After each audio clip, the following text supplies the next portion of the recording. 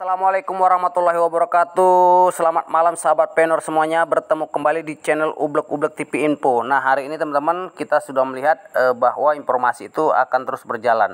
Nah, beberapa jam yang lalu ada sebuah video barter ya teman-teman.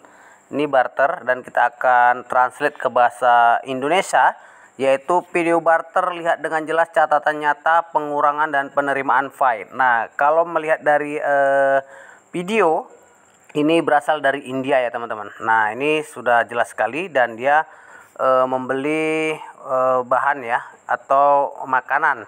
Nah, sudah dilihatkan walletnya dan kemudian dia membarter barang-barang ini. Dan kemudian informasi lainnya yaitu tentang ini teman-teman, yaitu di India juga ya teman-teman. Nah, India yang seperti saya sampaikan tadi bahwa berintis India mulai barter barang di P2P ya atau peer to peer. Berikut adalah fotonya langsung. Nah, ini fotonya sudah saya lihat. Kemudian seperti yang saya sampaikan tadi. Nah, ini di India teman-teman. Nah, bahkan di India juga sudah melakukan yang namanya strategi penukaran barang-barang dan fee dari P, dan kemudian kita lihat di sini toko-toko mereka sudah ada logo-logo Fi. Tapi di Indonesia kenapa tidak ada yang berani ya teman-teman? Nah, kita nggak tahu apakah hanya omdo misalnya gitu ya, ataupun ketakutan kalau ketidakpercayaan dan ketakutan apabila Fi ini scam ya, ataupun ketidakyakinan karena dulu-dulu kita sudah capek main-main bisnis kemudian tertipu ya. Nah, itu mungkin terjadi di negeri kita ini. Masih banyak orang yang tidak percaya dengan hal-hal yang semacam ini. Nah, tapi teman-teman, kita melihat bahwa informasi yang berikutnya juga yaitu tentang popularitasnya ya, terus berlanjut. Jadi Fi Network popularitasnya tetap berlanjut dan mainnet resmi diperkirakan akan dibuka pada akhir 2022. Amin amin ya robbal alamin ya teman-teman. Mudah-mudahan beberapa bulan ke depan ya dibuka open mainnet dan kita benar-benar menyaksikan bahwa semua yang kita miliki ini bermanfaat ya. Ya, kalaupun misalnya open mainnet itu harganya diawali dengan yang kecil, ya syukuri saja. Mudah-mudahan dengan nilai konsensus atau GCV yang beredar tentunya. Jadi kita ya sangat-sangat terkesan senang begitu. Nah, jadi artikel ini ditulis dengan baik yaitu di sebuah laman ya, halaman dari berita yang ada di China teman-teman. Nah, ini tulisannya Cina ya teman-teman. Nah, ini Cina. Nah, tapi saya akan translatekan karena di sini ada translate-nya. Maka isinya ya teman-teman yaitu tentang popularitas Pi tadi. Baru-baru ini sejak peluncuran KYC ya, popularitas konstruksi ekologis Pi juga sangat tinggi ya. Komunitas besar di seluruh dunia telah menyelenggarakan kegiatan-kegiatan ekologi dan konsensus offline. Kita sering mengatakan bahwa blockchain itu berfokus ya pada konsensus dan popularitas. Ketika semua orang membicarakan hal yang sama, itu benar-benar tidak jauh dari kesuksesan. Kegiatan konsensus ekologi komunitas Vietnam terkenal BTC adalah yang pertama di dunia tanpa apa nih teman-teman ya. Itulah pokoknya. Jadi baru-baru ini sejak peluncuran KIC popularitas terus ekologi. Nah, ini yang tadi, dan kemudian jauh dari kesuksesan. Nah, seperti kita semua tahu, nah ini ya, bahwa BTC adalah instrumen keuangan pertama di dunia yang diterbitkan tanpa sentralisasi. Nah, jadi tanpa sentralisasi BTC sudah bernilai sampai hari ini. Sementara Pi Network dibangun adalah koin terdesentralisasi. Nah, jadi terdesentralisasi itu artinya untuk semua masyarakat, untuk semua umum, untuk semua manusia ya teman-teman. Kalau Bitcoin tidak, karena siapa yang mampu membeli Bitcoin itu dimiliki. Jadi kemunculannya telah menimbulkan reaksi berantai di seluruh dunia bisnis dan keuangan, dan menimbulkan konflik dan perdebatan dari semua lapisan masyarakat. Saat ini ada lebih dari 9.000 cryptocurrency ya di blockchain yang nyata. Hanya ada puluhan atau ratusan mata uang digital nyata dengan inovasi teknologi.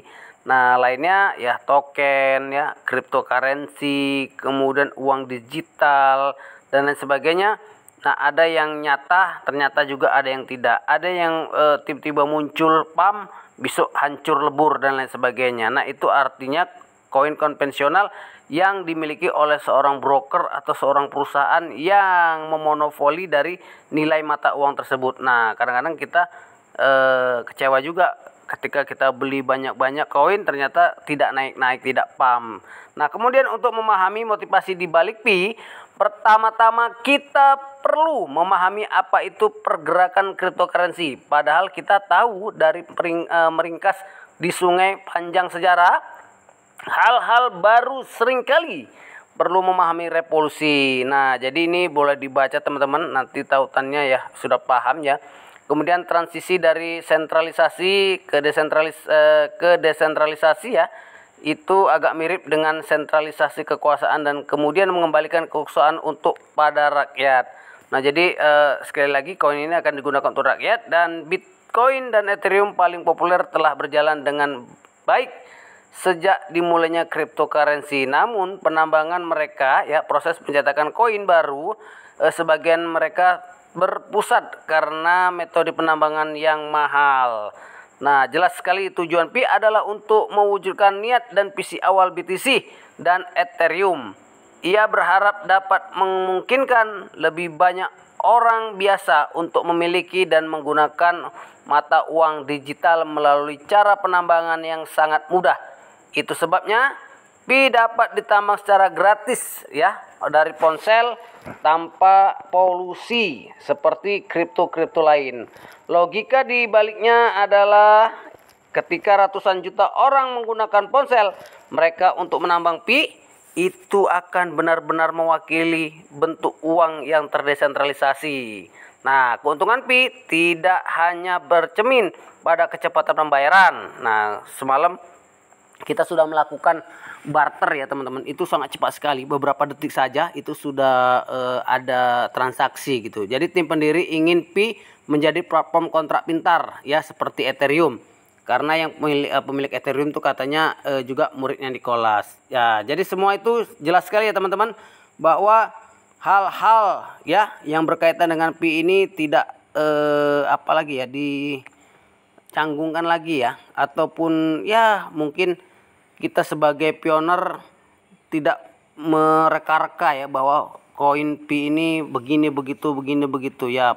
Kita tidak boleh pesimis karena memang Pi ini terus melakukan hal-hal yang intensif, yaitu tentang KYC ya, KYC yang sampai hari ini belum selesai juga.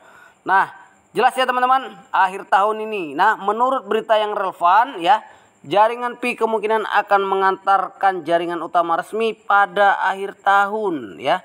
Pada akhir tahun setelah mainnet ditayangkan. Ia akan berinteraksi dengan semua cryptocurrency dan blockchain dengan komunitas yang terbesar ya, luas ya di dunia, populasi penggunaan yang besar dan aplikasi ekologi yang kaya. BCP Coin telah terwujud satu persatu. Oke sahabat semuanya, mudah-mudahan ini dari orang Cina ya, karena memang Cheng Daopan itu orang Cina. Kemudian Nicholas Kokalis juga lama di Cina. Nah, ini orang Cina juga yang menulis. Mudah-mudahan ini benar ya. Ini beritanya benar dan Pi akan menjadi koin terdesentralisasi yang paling luar biasa. Oke, sahabat semuanya, mudah-mudahan bermanfaat buat Anda semuanya dan bertemu kembali di video selanjutnya. Terima kasih.